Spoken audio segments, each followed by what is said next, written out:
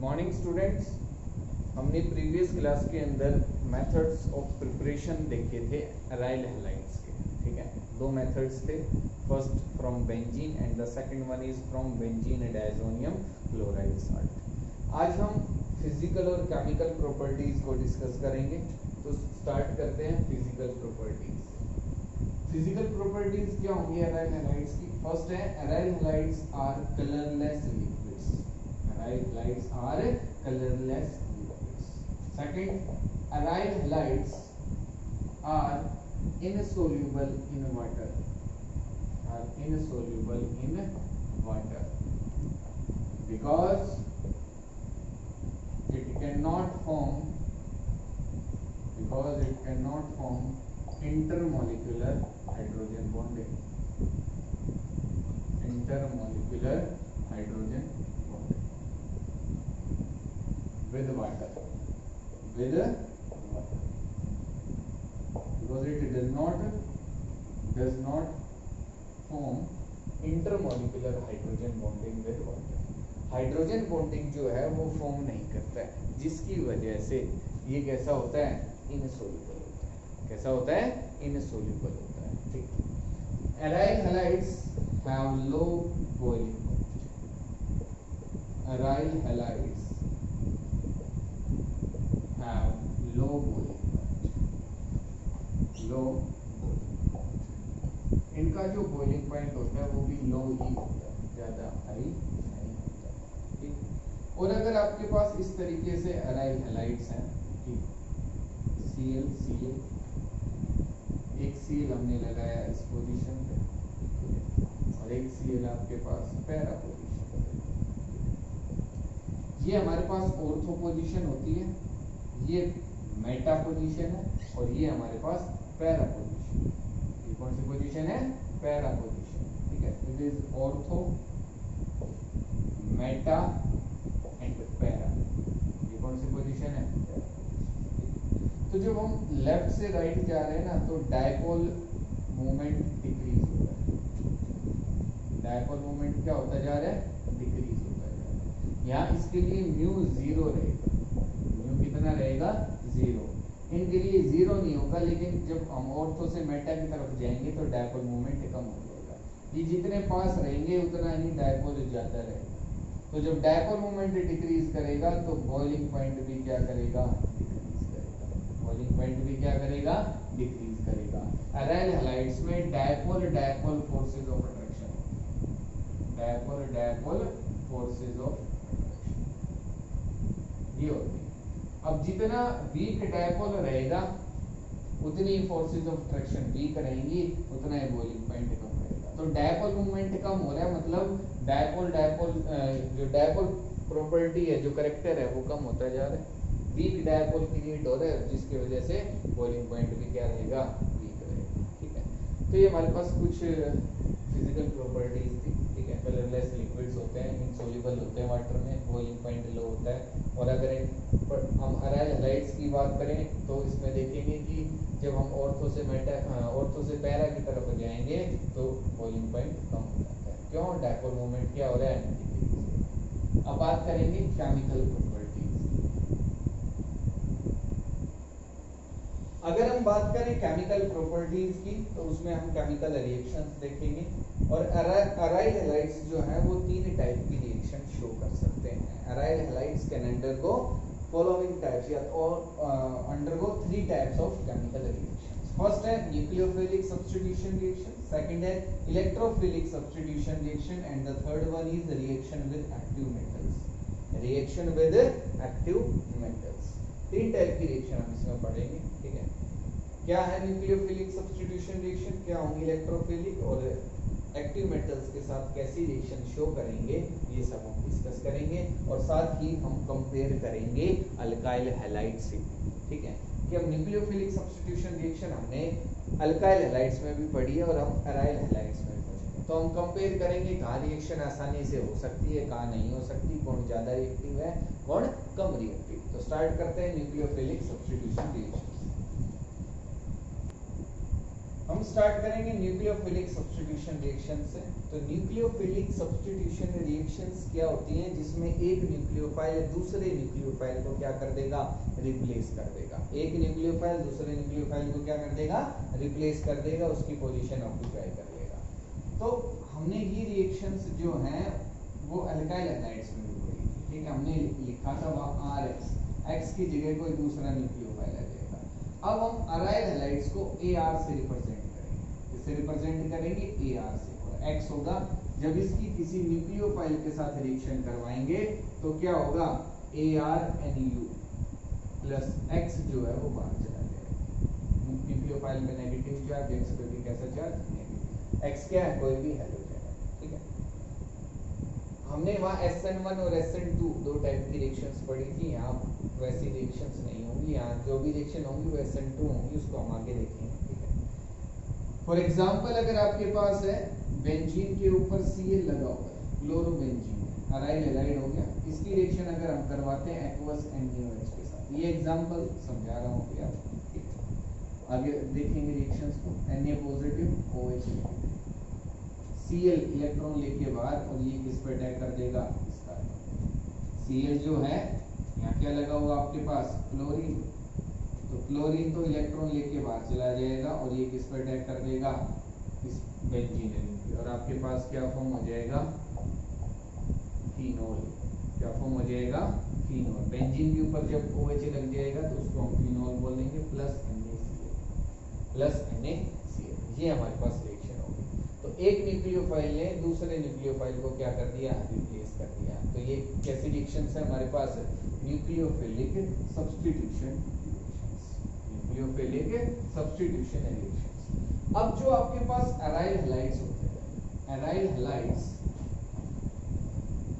Are less reactive, aryl halides are less reactive than alkyl halides, towards nucleophilic substitution reactions, towards nucleophilic substitution reaction, towards nucleophilic substitution reaction। जो आपके पास alkyl है, जो aryl halides हैं, वो कम reactive होंगे किससे, alkyl halide से, towards nucleophilic substitution reaction.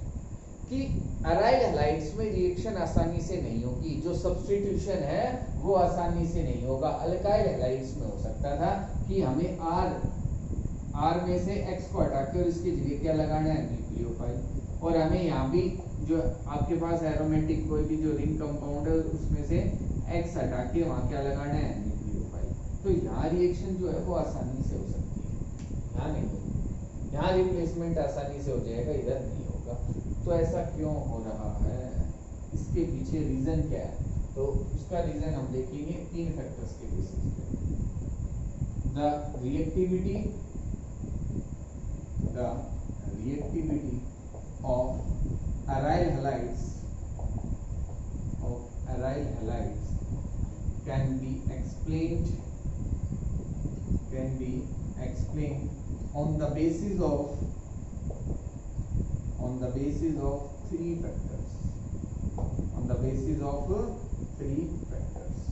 कौन से फैक्टर्स होंगे हमारे पास, रेजोनेंस,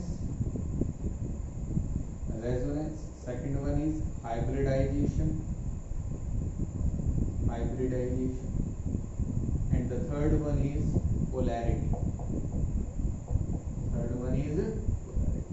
इन 3 फैक्टर्स के बेसिस पे हम एक्सप्लेन कर देंगे कि जो अराइल हैलाइड्स है वो कम रिएक्टिव होंगे किससे, अल्काइल हैलाइड से। तो क्या क्या है फैक्टर्स, कैसे एक्सप्लेन करेंगे वो देखते हैं। तो स्टार्ट करते हैं रेजोनेंस। अगर हम फर्स्ट फैक्टर देखते हैं तो वो है रेजोनेंस। अब रेजोनेंस क्या कहता है वो हम देखेंगे। In aryl halides, the resonance takes place due to which double bond character arises between X and the benzene ring, and hence the stability of bond increases due to which reactivity decreases। क्या कह रहा है ये कि resonance जो है वो take place करेगा अराइल हैलाइड्स के अंदर। अराइल हैलाइड्स के अंदर क्या होगा, रेजोनेंस।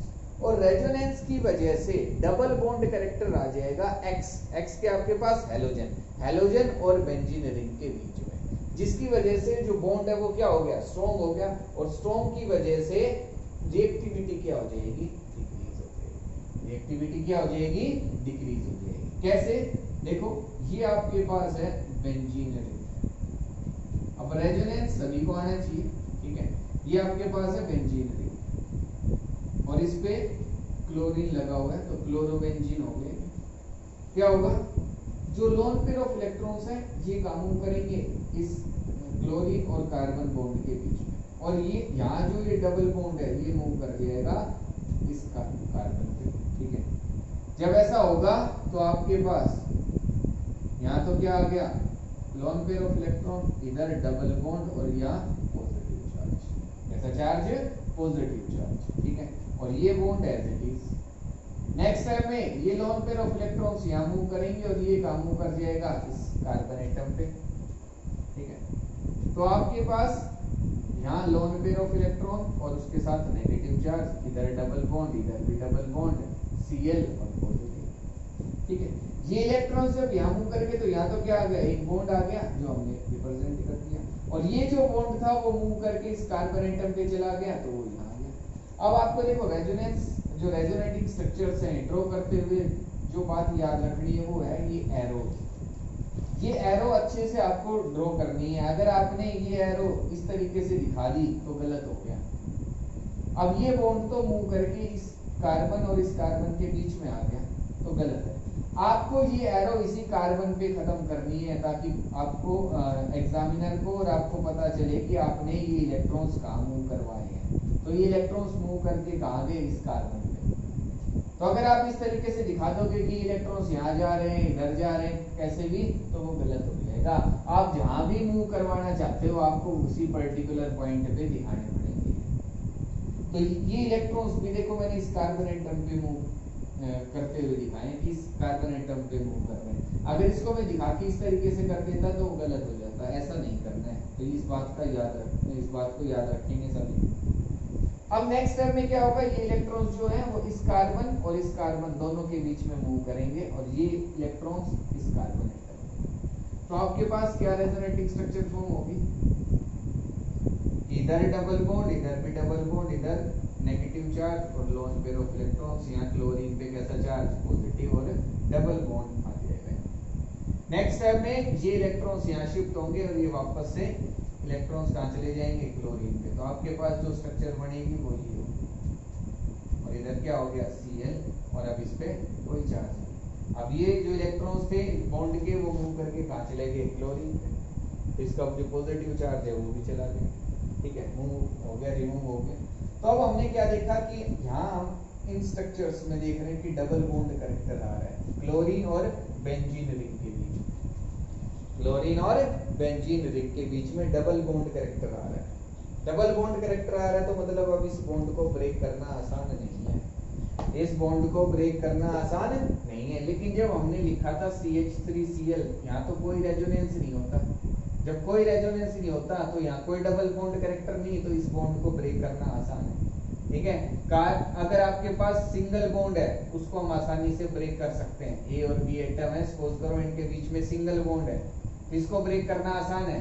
लेकिन अगर कार्बन ए और बी के बीच में डबल बॉन्ड है तो इसको हम आसानी से ब्रेक नहीं कर सकते। और ट्रिपल बॉन्ड हो गया तो समझ लो हमें और भी ज्यादा एनर्जी लगानी पड़ेगी इसको ब्रेक करने के लिए। तो यहाँ डबल बॉन्ड कैरेक्टर आ रहा है, मतलब बॉन्ड स्ट्रॉन्ग हो गया as compare to alkyl halides. तो इसको रिमूव करना, क्लोरीन को बाहर निकालना आसान नहीं है। जब आसान नहीं है तो रिएक्टिविटी क्या हो गई, डिक्रीज हो गई। रिएक्टिविटी क्या हो गई, डिक्रीज हो गई। ये हमने इस लाइन में लिखा, ठीक है। आगे सभी को समझ में कि रेजोनेंस की वजह से डबल बॉन्ड कैरेक्टर अराइज होता है क्लोरीन और बेंजीन रिंग के बीच में, जिसकी वजह से रिएक्टिविटी डिक्रीज हो जाती है। रिएक्टिविटी क्या हो जाती है, डिक्रीज। क्यों, क्योंकि जो स्टेबिलिटी है बॉन्ड की वो इंक्रीज हो रही है। स्टेबिलिटी क्या हो रही है, बॉन्ड की इंक्रीज हो रही है, तो रिएक्टिविटी डिक्रीज हो रही है, ठीक है। तो ये तो था फर्स्ट फैक्टर। अब सेकंड देखते हैं क्या है। सेकंड फैक्टर अगर हम देखते हैं तो वो है हाइब्रिडाइजेशन। क्या है, हाइब्रिडाइजेशन। हाइब्रिडाइजेशन के अकॉर्डिंग क्या होगा, इन aryl halides each carbon atom in benzene ring is sp2 hybridized, is sp2 hybridized and hence bond length of CX bond is lesser and bond becomes stronger, while in case of alkyl halides carbon atom is sp3 hybridized due to which CX bond is longer and hence weak bond, and hence weak bond, weaker bond, and hence weaker bond. क्या कह रहा है कि आपके पास जो aryl halides है, aryl halides जैसे हमने लिखा क्लोरोबेंजीन, ठीक है, कह रहा है इसके अंदर जितने भी कार्बन एटम्स हैं, ये मैं डॉट से दिखा रहा हूं, ये जितने भी कार्बन एटम्स हैं, all these are sp2 hybridized, ये क्या है सभी sp2 hybridized हैं, ये कार्बन एटम भी sp2 hybridized है। तो जब sp2 hybridized कार्बन एटम्स होंगे तो ये जो कार्बन और ये जो हेलोजन है, इसको मैं x भी दिखा सकता हूं, तो ये जो कार्बन और हेलोजन के बीच में जो बॉन्ड होगा इसकी बॉन्ड लेंथ कम रहेगी, इसकी बॉन्ड लेंथ क्या रहेगी, कम रहेगी, एज कंपेयर्ड टू RX। ये हमने अल्काइल हैलाइड को रिप्रेजेंट किया है, यहाँ जो ये कार्बन होगा वो sp3 हाइब्रिडाइज्ड रहेगा, कार्बन एटम क्या रहेगा, sp3 हाइब्रिडाइज्ड। हम एग्जांपल भी लिख सकते हैं, फॉर एग्जांपल CH3CH2, तो इसमें ये जो कार्बन एटम है ये क्या आपके पास sp3 हाइब्रिडाइज्ड है, और यहाँ कार्बन है sp2, सारे sp2 है। तो sp2 में क्या होगा, कार्बन और X के बीच में जो बॉन्ड है यहाँ बॉन्ड लेंथ कम रहेगी, small bond length, small bond length, ठीक है, और यहाँ जो कार्बन और हेलोजन के बीच में जो बॉन्ड है इसमें जो बॉन्ड लेंथ है वो क्या है, लार्ज है, large bond length, large bond length, therefore weak bond कैसा रहेगा, वीक बॉन्ड रहेगा, और ये कैसा बॉन्ड रहेगा, स्ट्रॉन्ग बॉन्ड, कैसा रहेगा, स्ट्रॉन्ग। तो जब स्ट्रॉन्ग, देखो बॉन्ड लेंथ जितनी कम होगी बॉन्ड उतना ही स्ट्रॉन्ग रहेगा, और जितना स्ट्रॉन्ग रहेगा उतना ही उतनी ज्यादा हमें एनर्जी लगानी पड़ेगी उसको ब्रेक करने के लिए, उतना ही डिफिकल्ट इस बॉन्ड का सब्स्टिट्यूशन रहेगा, ब्रेकिंग रहेगी इसकी, ठीक है। लेकिन यहाँ बॉन्ड आसानी से ब्रेक हो सकता है, क्यों, बॉन्ड लेंथ ज्यादा, बॉन्ड कैसा है, वीक है, बॉन्ड क्या है, वीक है। तो ये हम हाइब्रिडाइजेशन के बेसिस पे एक्सप्लेन कर रहे हैं कि benzene ring in benzene ring each carbon atom is sp2 hybridized and hence bond length of CX bond is lesser, तो CX bond की जो bond length है वो क्या होगी, lesser होगी, small होगी, and bond becomes stronger, and bond becomes stronger, while in case of alkyl halides carbon atom is sp3 hybridized due to which CX bond is longer, bond क्या होगा, longer होगा, and hence weaker bond, और bond कैसा हो जाएगा, weak हो जाएगा, क्या हो जाएगा, वीक हो जाएगा, ठीक है। तो जो वीक बॉन्ड होगा उसको ब्रेक करना आसान है, तो यहाँ जब बॉन्ड आसानी से ब्रेक हो जाएगा तो सब्स्टिट्यूशन रिएक्शन ये आसानी से शो कर सकता है। ये हमने देखा हाइब्रिडाइजेशन के बेसिस पे कि अल्काइल हैलाइड्स ज्यादा रिएक्टिव होते हैं as compare to aryl halides. अब हमारे पास थर्ड फैक्टर बच गया पोलैरिटी, वो क्या है उसको देखते हैं। नेक्स्ट फैक्टर है वो है पोलैरिटी। पोलैरिटी कैसे एक्सप्लेन करेगी रिएक्टिविटी को वो देखते हैं। तो हमारे पास है CH3X, ठीक है, और एक है हमारे पास बेंजीन रिंग और इस पे लगा हुआ है X ग्रुप, ठीक है, lone pair of electrons, lone pair of electrons. अब जो X ग्रुप होता है, जो हेलोजेंस होते हैं, वो नेगेटिव आई इफेक्ट शो करते हैं, नेगेटिव इंडक्टिव इफेक्ट शो करते हैं, माइनस आई इफेक्ट शो करते हैं, ठीक है, यहां भी माइनस आई इफेक्ट लगेगा, ठीक है। देखो पोलैरिटी की टर्म में अगर हम बात करें तो higher is the polarity of the bond, higher is the polarity of the bond, higher is the higher is the reactivity, या हम लिख सकते हैं higher is the polarity of the bond, weaker is the bond, weaker is the जितनी ज्यादा polarity होगी bond में, bond उतना ही वीक रहेगा, उतनी रिएक्टिविटी उसकी ज्यादा रहेगी। उतनी रिएक्टिविटी क्या रहेगी? ज्यादा रहेगी। Higher is the polarity of the bond, weaker is the bond. ठीक है, उतना ही बॉन्ड क्या रहेगा? वीक रहेगा। तो देखो हमें पोलैरिटी देखनी है कि आपके पास यहाँ कार्बन और हेलोजन के बीच में बॉन्ड है, यहाँ भी कार्बन और हेलोजन के बीच में बॉन्ड है। तो कहाँ पोलैरिटी ज्यादा है हमें ये चेक करना है। ठीक है, तो कैसे करेंगे कि दोनों जगह माइनस आई इफेक्ट लगता है। ठीक है, जिसकी वजह से इस पे स्लाइटली नेगेटिव चार्ज और इस पे स्लाइटली पॉजिटिव चार्ज, यहाँ स्लाइटली नेगेटिव चार्ज और इस कार्बन एटम पे स्लाइटली पॉजिटिव चार्ज। इलेक्ट्रॉन्स कहाँ मूव करेंगे? हैलोजन की तरफ। इलेक्ट्रॉन्स कहाँ मूव करते हैं? हैलोजन की तरफ, due to high electronegativity of halogen atom. Halogen की जो इलेक्ट्रोनेगेटिविटी है वो क्या होती है?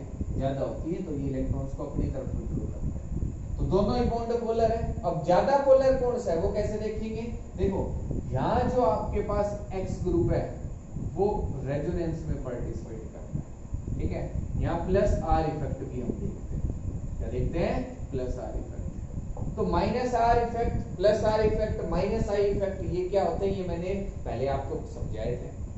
ऑर्गेनिक का जो बेसिक पार्ट था उसमें मैंने बताए थे कि इंडक्टिव इफेक्ट क्या होता है, नेगेटिव रेजोनेंस, प्लस आर क्या होता है, माइनस आर क्या होता है। तो यहाँ ये प्लस आर इफेक्ट शो कर रहा है। जब इलेक्ट्रॉन्स रिंग या चेन की तरफ जाएंगे तो प्लस आर इफेक्ट होता है। तो देखो ये क्या कर रहा है? एक तरफ से इलेक्ट्रॉन को खींच रहा है और दूसरी तरफ से इलेक्ट्रॉन को वापस भी दे रहा है, जिसकी वजह से यहाँ जो पोलैरिटी है वो कम हो जाएगी। पोलैरिटी क्या हो जाएगी? कम हो जाएगी। It becomes less polar. It becomes less polar. ये जो बॉन्ड है वो क्या हो जाएगा? लेस पोलर हो जाएगा, but it is highly polar या इट इज मोर पोलर। ये क्या रहेगा? ज्यादा पोलर है, पोलैरिटी होगी इसके अंदर ज्यादा पोलर रहेगा, क्योंकि यहाँ प्लस आर इफेक्ट नहीं लग रहा। देखो नेगेटिव चार्ज, ये इलेक्ट्रॉन्स को विड्रा कर रहा है, इस पे नेगेटिव चार्ज आ रहा है, ये इलेक्ट्रॉन्स दे रहा है तो इस पे पॉजिटिव चार्ज। जितना ज्यादा नेगेटिव जितना ज्यादा पॉजिटिव उतना ही बॉन्ड कैसा रहेगा? पोलर रहेगा। तो यहाँ भी ऐसा हो रहा है कि इलेक्ट्रॉन्स को अपनी तरफ विड्रॉ कर रहा है, इस पे नेगेटिव चार्ज है, इस पे पॉजिटिव है, लेकिन ये प्लस आर इफेक्ट की वजह से इलेक्ट्रॉन्स डोनेट भी कर रहे हैं, तो इसका जो नेगेटिव चार्ज है वो कम हो जाएगा। इलेक्ट्रॉन्स जब कोई एटम डोनेट करता है तो उस पे पॉजिटिव चार्ज आता है, तो जब ये इलेक्ट्रॉन्स को डोनेट करेगा तो इसका इस पे जो पॉजिटिव, इस पे जो नेगेटिव चार्ज है वो कम हो जाएगा due two plus R effect, due two plus R effect of hydrogen. और जब पॉजिटिव चार्ज इसको कम कर देगा नेगेटिव चार्ज को, तो ये बॉन्ड कैसा हो जाएगा? Less polar. जितना नेगेटिव और जितना पॉजिटिव चार्ज रहेगा उतना ही बॉन्ड पोलर होता है। अब इसकी पोलैरिटी, इसका ये जो नेगेटिव चार्ज और ये जो पॉजिटिव चार्ज है ये कम किसकी वजह से हो गया? प्लस आर इफेक्ट की वजह से। इसकी वजह से हो गया प्लस आर इफेक्ट की वजह से, जिसकी वजह से ये क्या हो गया? Less polar and it is less reactive, less reactive, strong bond. कैसा बॉन्ड रहेगा? Strong bond and it is more reactive, and it is more reactive weak bond. कैसा बॉन्ड रहेगा? Weak bond. आसानी से इसकी ब्रेकिंग हो सकती है, बट इसमें नहीं हो सकती। स्ट्रॉन्ग बॉन्ड बन रहा है, तो जितना बॉन्ड स्ट्रॉन्ग रहेगा उतनी ही रिएक्टिविटी उसकी कम रहेगी, उतनी ही ज्यादा हमें एनर्जी लगानी पड़ेगी उसको ब्रेक करने के लिए। तो इसलिए अराइल हैलाइड के केस में रिएक्टिविटी कम होती है as compare to alkyl halides. Alkyl halides में रिएक्टिविटी ज्यादा होती है, बॉन्ड ज्यादा पोलर होता है, रिएक्टिविटी ज्यादा होती है। ये कम पोलर होता है, रिएक्टिविटी भी कम होती है। तो ये आ गया होगा समझ में सभी को। हमने 3 फैक्टर्स पढ़े।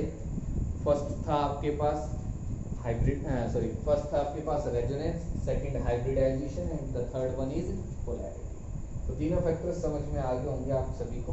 ठीक है, अगर इसमें किसी स्टूडेंट को कोई भी डाउट रहती है तो वो मेरे से पूछ सकता है। ठीक है, अब नेक्स्ट क्लास में हम इसकी रिएक्शंस करेंगे कि कौन कौन सी रिएक्शन ये शो कर सकता है। ठीक है, या उसको चलो अभी कर लेते हैं एक बार। ठीक है, कि आपके पास कौन कौन सी nucleophilic substitution reactions aryl halides show कर सकते हैं। ज्यादा नहीं, 3 ही रिएक्शंस है, देखते हैं।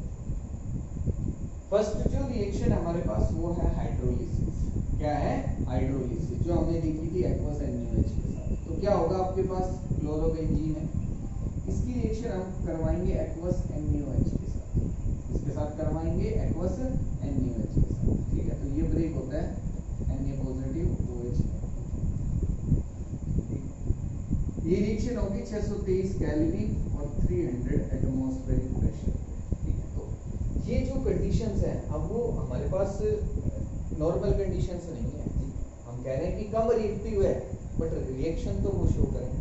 अब जब रिएक्शन शो करेंगे तो वो नॉर्मल टेम्परेचर और प्रेशर पे होगी नहीं, हाई टेम्परेचर और प्रेशर पे होगी। तो हाई टेम्परेचर और हाई प्रेशर है उस पे क्लोरोबेंजीन जो है वो रिएक्शन करेगा, न्यूक्लियोफिलिक सब्स्टिट्यूशन रिएक्शन। तो यहाँ से इससे जो प्रोडक्ट फॉर्म होगा पहले वो होगा आपके पास O negative Na positive, O negative Na positive, ठीक है।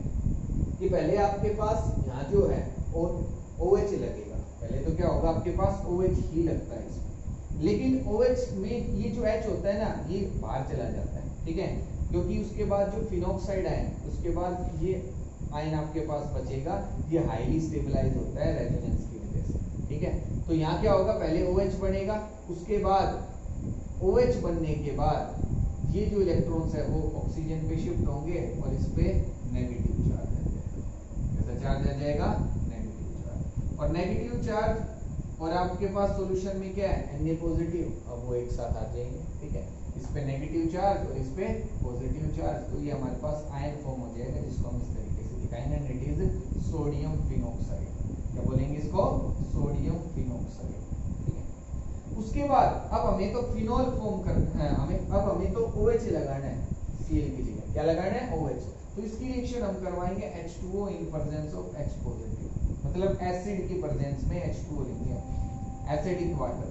तो क्या होगा, OH लग जाएगा और आपके पास जो कंपाउंड फॉर्म होगा वो होगा फिनॉल। कौन सा कंपाउंड फॉर्म हो जाएगा, H2OH पॉजिटिव के साथ रिएक्शन करवाएंगे तो आपके पास OH लग जाएगा, पहले ONA लगेगा, पहले कौन सा लगेगा, ONA। और इस प्रोसेस को हम बोलते हैं डॉव्स प्रोसेस। क्या बोलते हैं, डॉव्स प्रोसेस। नेमिंग रिएक्शन हो गई, ठीक है। तो हमने Cl की रिएक्शन करवाई एक्वस NaOH के साथ, पहले क्या बनेगा, ONA, ठीक है, O negative Na positive sodium phenoxide. फिर उसकी रिएक्शन हम करवाएंगे H2 और H पॉजिटिव के साथ, हाइड्रोलिसिस करवाएंगे तो क्या हो जाएगा, OH लग जाएगा। क्या लग जाएगा, OH लग जाएगा। यहाँ हम हाइड्रोलिसिस करवा रहे हैं, क्या करवा रहे हैं, हाइड्रोलिसिस। तो आपके पास क्या फॉर्म हो जाएगा, फिनॉल, ठीक है। ये तो फर्स्ट रिएक्शन थी हाइड्रोलिसिस। सेकंड रिएक्शन देखते हैं क्या है। नेक्स्ट रिएक्शन है अमोनोलिसिस। क्या है, अमोनोलिसिस। ये आपके पास है क्लोरोबेंजीन, इसकी रिएक्शन हम करवाएंगे लिक्विड NH3 के साथ, लिक्विड अमोनिया। ये अमोनिया है हमारे पास, NH3 क्या होता है, अमोनिया। तो अमोनिया का एडिशन करवाएंगे तो अमोनोलिसिस उसको हम बोलते हैं। आपके पास जो टेम्परेचर होगा वो होगा 475 केल्विन और 60 एटमॉस्फेरिक प्रेशर, और आपके पास सॉल्वेंट जो होगा वो होगा Cu2। क्या होगा, Cu2। जब इसकी रिएक्शन हम करवाएंगे तो आपके पास Cl की जगह NH2 लग जाएगा, Cl की जगह क्या लग जाएगा, NH, और इसको हम बोलते हैं एनिलीन। क्या बोलते हैं इसको, एनिलीन बोलते हैं। क्या बोलेंगे, एनिलीन। और इसके साथ जो साइड प्रोडक्ट होंगे H2O प्लस Cu2, क्या फॉर्म हो जाएंगे, Cu2Cl। तो ये हमने अमोनोलिसिस करवा दिया, क्या करवा दिया, अमोनोलिसिस, ठीक है। एनिलीन फॉर्म, क्या फॉर्म हो गया, एनिलीन। लिक्विड अमोनिया की रिएक्शन 475 केल्विन और 60 एटमॉस्फेरिक प्रेशर, ठीक है। हम लास्ट रिएक्शन देखते हैं क्या है। नेक्स्ट रिएक्शन है reaction with CuCN, reaction with CuCN। It is cuprous cyanide, cuprous cyanide इसको हम बोलते हैं, ठीक है। बेंजीन, सॉरी क्लोरोबेंजीन है हमारे पास, इसकी रिएक्शन हम करवाएंगे CuCN के साथ, इसके साथ करवाएंगे CuCN at 475 Kelvin and 60 atmospheric pressure in the presence of pyridine, in the presence of pyridine। आपके पास Cl की जगह Cn लग जाएगा, क्या लग जाएगा, Cn फॉर्म, ठीक है, प्लस CuCl। तो हमारे पास ये फॉर्म हो गया बेंजीन नाइट्राइल। क्या बोलेंगे इसको, बेंजीन नाइट्राइल। ये हमारे पास कंपाउंड जो है वो फॉर्म हो जाएगा। तो ये रिएक्शन थी reaction with CuC, reaction with CuC। तो इस तरीके से हम न्यूक्लियोफिलिक सब्स्टिट्यूशन रिएक्शन शो कर सकते हैं। ये एग्जाम में कई बार पूछा गया है कि why aryl halides are less reactive than alkyl halides towards nucleophilic substitution reaction. ये कई बार एग्जाम में क्वेश्चन पूछा गया है, तो ये आपको पता होना चाहिए। 3 फैक्टर्स के बेसिस पे हम एक्सप्लेन कर सकते हैं, रेजोनेंस, पोलैरिटी एंड हाइब्रिडाइजेशन। तो ये सभी आपको पता होने चाहिए। अगर इसमें कोई भी डाउट रहती है तो मेरे से पूछ सकते हो। और ये हमारे पास 3 एग्जांपल थे न्यूक्लियोफिलिक सब्स्टिट्यूशन रिएक्शन के। नेक्स्ट क्लास के अंदर हम इलेक्ट्रोफिलिक सब्स्टिट्यूशन रिएक्शन पढ़ेंगे, देखेंगे वो क्या है, वो भी इंपॉर्टेंट है, ठीक है। लेकिन आज जो करवाया है ये ध्यान से पढ़ना है, कोई डाउट रहती है तो मेरे से पूछ सकते हो, ठीक है। Thank you.